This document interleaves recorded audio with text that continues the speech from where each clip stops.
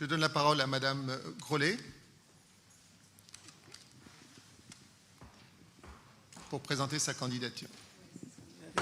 Avec le micro. Monsieur le Président de séance, Mesdames, Messieurs, chers collègues, la campagne électorale est finie.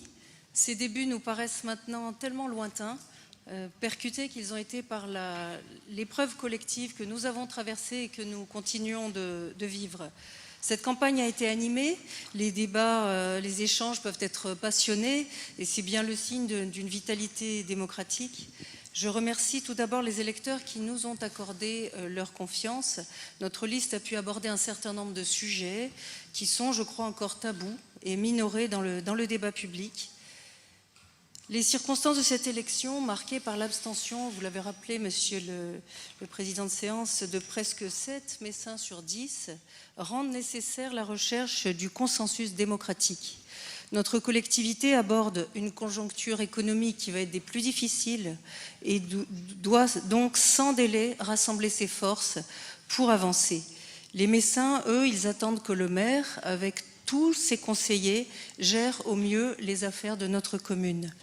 Je veux croire que la personne qui sera élue au fauteuil de maire aura à cœur de faire vivre une démocratie ouverte, en particulier et en premier lieu par le respect de son opposition dans cette assemblée, dans les règles internes qui vont la régir, comme dans la pratique de travail qui sera la nôtre dans nos commissions, notamment. C'est la conception que nous avons d'une vie démocratique efficace.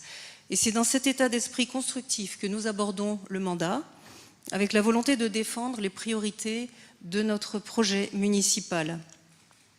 Garantir la sécurité, première de nos libertés, protéger les contribuables par la modération fiscale, indispensable au pouvoir d'achat et à la création d'emplois.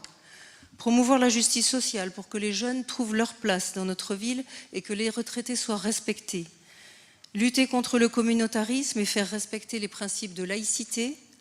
Refuser l'installation d'une immigration nouvelle qui ne fait qu'accroître les difficultés, instaurer la priorité locale qui apparaît comme une évidence pour nos emplois, notre environnement et notre santé, et enfin développer une vraie démocratie de proximité en associant les habitants aux décisions. C'est le premier message qui ressort de cette élection.